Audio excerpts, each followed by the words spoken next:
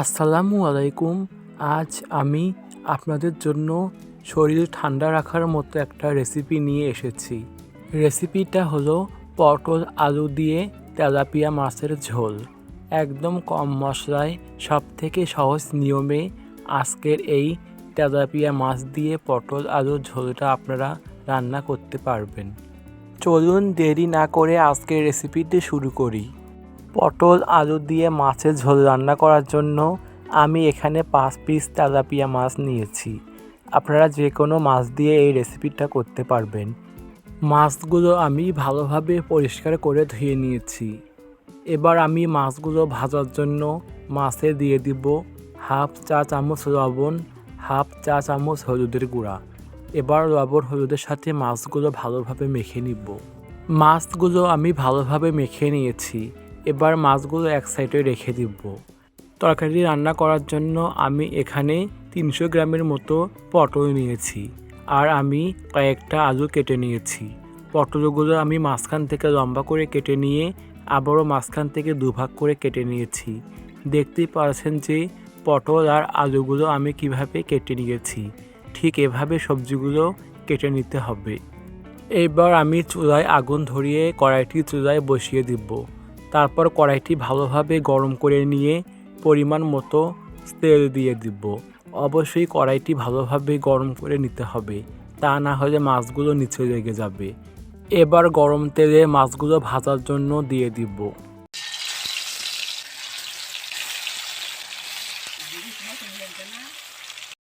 মাছগুলো কড়াইয়ে দেওয়ার পর চুলার আঁচটা মিডিয়াম আঁচে রাখতে হবে। বেশি জোরে আঁচ দিলে মাছগুলো নিচে পুড়ে যাবে আর খেতেও ভালো লাগবে না। এবার আমি একটা একটা করে মাছ উল্টে পাল্টে লাল লাল করে ভেজে নিব।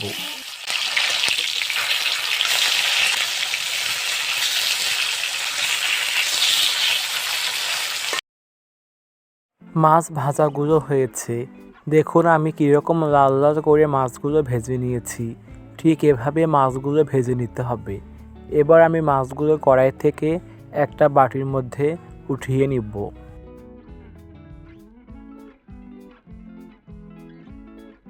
এইবার কড়াইয়ে যে অবশিষ্ট তেল ছিল ওই তেলে আর একটু তেল দিয়ে দেব। তারপর দিয়ে দেব পেঁয়াজ কুচি। আমি এখানে 2টা মিডিয়াম সাইজের পেঁয়াজ কুচি করে নিয়েছি। পেঁয়াজ কুচিগুলো নেড়ে হালকা বাদামি করে নিব। এবার আমি পেঁয়াজের মধ্যে বাটা মশলা দিয়ে দেব। দিয়ে দিলাম 1 চা চামচ জিরা বাটা, 1 চা চামচ ধনিয়া বাটা, 1 চা চামচ সরিষা বাটা, 2 চা চামচ কাঁচামরিচ বাটা, 3 চা চামচ পেঁয়াজ বাটা। দিয়ে দিব 2 চা চামচ লবণ। তারপর দিয়ে দিব 1 চা চামচ হলুদের গুঁড়া। এবার সবগুলো মশলা ভালোভাবে নেড়ে নিব। কিছুক্ষণ নেড়ে নেওয়ার পর মশলা কষানোর জন্য অল্প পরিমাণে পানি দিয়ে মশলাগুলো ভালোভাবে কষিয়ে নিব।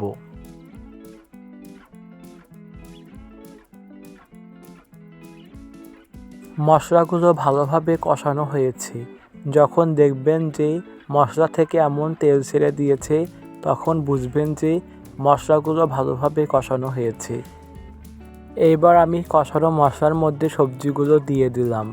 এইবার সবজিগুলো মশলার সাথে ভালোভাবে কিছুক্ষণ নেড়ে নিয়ে ঢাকনা দিয়ে ঢেকে দিব। এই পর্যায়ে সবজিগুলো ভালোভাবে সিদ্ধ হওয়ার জন্য চুলার আঁচটা মিডিয়াম আঁচে রেখে 10 থেকে 12 মিনিটের মতো আমি সবজিগুলো ভালোভাবে কষিয়ে নিব। 10 থেকে 12 মিনিট পর আমি ঢাকনাটি উঠিয়ে নিয়েছি। এইবার আমি সবজিগুলো ভালোভাবে নেড়ে নিব।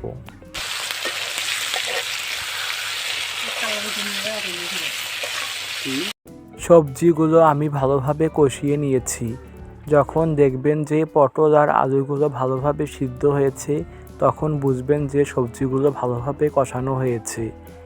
এইবার আমি তরকারিগুলো রান্না করার জন্য 2 কাপ পানি দিয়ে দিব। আমি এখানে ঝোলের জন্য 2 কাপ পানি দিয়ে দিলাম। এইবার পানির সাথে সবজিগুলো ভালোভাবে নেড়ে নিব। সবজিগুলো কিছুক্ষণ নেড়ে নেওয়ার পর আবারও সবজিগুলো ভালোভাবে রান্না করার জন্য ঢাকনা দিয়ে ঢেকে দিব। এই সময় চুলার আঁচটা বাড়িয়ে দিতে হবে, তাহলে খুব সহজেই তরকারিগুলো রান্না হয়ে যাবে। চুলার আঁচটা বাড়িয়ে ঢাকনা দিয়ে ঢেকে আমি 7 থেকে 8 মিনিটের মতো রেখে তরকারির মধ্যে ভালোভাবে বলক উঠিয়ে নিয়েছি। এবার বলক ওঠা তরকারির মধ্যে আগে থেকে ভেজে রাখা মাছগুলো দিয়ে দিলাম। এবার সম্পূর্ণ রান্না করার জন্য মাছগুলো দেওয়ার পর আবারও 2 থেকে 3 মিনিটের মতো ঢাকনা দিয়ে ঢেকে দিব। 2 থেকে 3 মিনিট পর ঢাকনাটি উঠিয়ে নিব।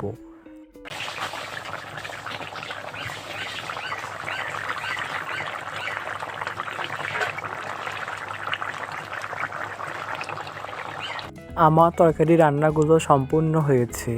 এবার আমি তরকারিগুলো হালকা করে কিছুক্ষণ নেড়ে নিব। এবার নামানোর আগে আমি ভাজা জিরা ধনিয়ার গুঁড়া দিয়ে দিব। আমি এখানে 1 চা চামচ ভাজা জিরা ধনিয়ার গুঁড়া একসাথে করে নিয়েছি। সেই গুঁড়াগুলো দিয়ে আমি তরকারিগুলো চুলা থেকে নামিয়ে নিব।